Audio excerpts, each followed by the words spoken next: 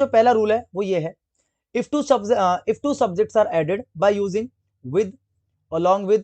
as well as, ये well है, as well as, well है ये ध्यान रखना, as well as,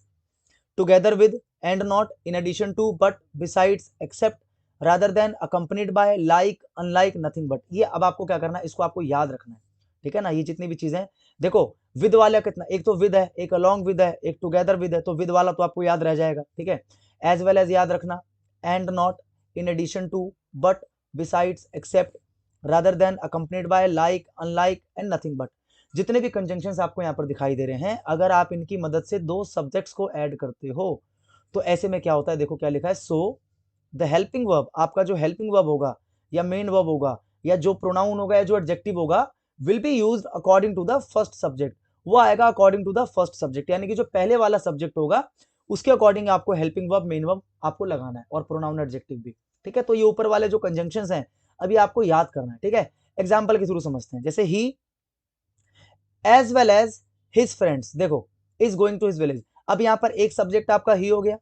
और एक सब्जेक्ट आपका हो गया हिज फ्रेंड्स, ठीक है। और इन दोनों को मैंने किससे जोड़ा, एज वेल एज, और ऊपर देखो आपको दिख रहा होगा यहाँ पर एज वेल एज दिख रहा है ना, ये देखो ये एज वेल एज। तो अगर इसकी मदद से आप दो सब्जेक्ट्स को जोड़ोगे तो आगे जो आपका हेल्पिंग वर्ब आएगा, ठीक है, ये हेल्पिंग वर्ब है, ये आपका मेन वर्ब है, या फिर जो भी प्रीपोजिशन, देखो ये क्या है आपका, ये एडजेक्टिव है बेसिकली, ठीक है। एडजेक्टिव आएगा, जो प्रोनाउन आएगा वो सब किसके अकॉर्डिंग आएगा, according to the first subject. तो देखो फर्स्ट सब्जेक्ट क्या ही है। अब अगर मैं यहाँ पर आपको दे देता आर,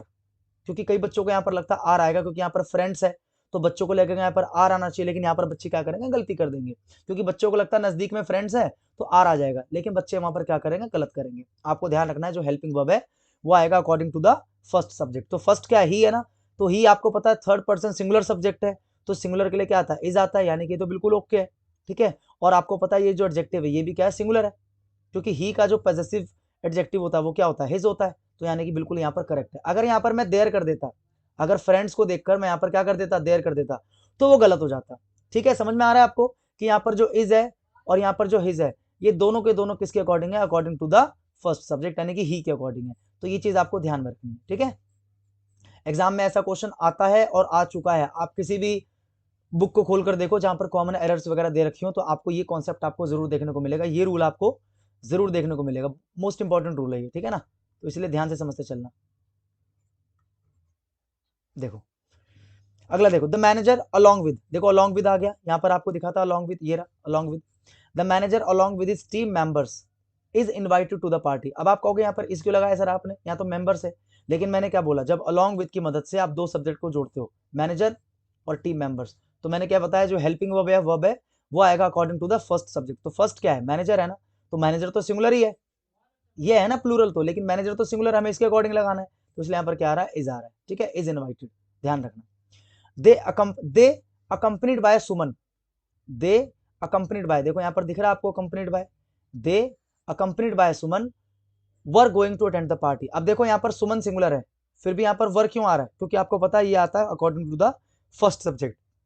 और फर्स्ट क्या है, दे, और दे आपको पता है क्या है, प्लूरल, तो यहाँ पर क्या आ जाएगा, वर आ जाएगा, ठीक है। My father unlike my uncles is very strict, unlike का मतलब की तरह नहीं है, अनलाइक का मतलब, सॉरी अनलाइक रहा, अनलाइक का मतलब होता है की तरह नहीं, मतलब my father unlike my uncles is very strict, मतलब मेरे अंकल्स जो है वो स्ट्रिक्ट नहीं है, लेकिन मेरे फादर उनकी तरह नहीं है, इसका मतलब मेरे फादर क्या है, स्ट्रिक्ट है। तो माई फादर अनलाइक, देखो अनलाइक आ रहा है, मैंने ऊपर अभी लिखा था यहाँ पर, देखो अनलाइक, लाइक, अनलाइक, लाइक से दो है, एक लाइक है और एक अनलाइक है, लाइक का मतलब की तरह, अनलाइक का मतलब की तरह नहीं। तो जब आप अनलाइक से दो सब्जेक्ट माई फादर और माई अंकल्स को जोड़ते हो, तो यहाँ पर जो हेल्पिंग वर्ब है वो आएगा according to the first subject, और फर्स्ट सब्जेक्ट क्या है, फादर, तो इसलिए यहाँ पर क्या आ रहा है, सिंगुलर आ रहा है। आई होप आपको मेरी बात समझ में आ रही होगी। और रूल नंबर 1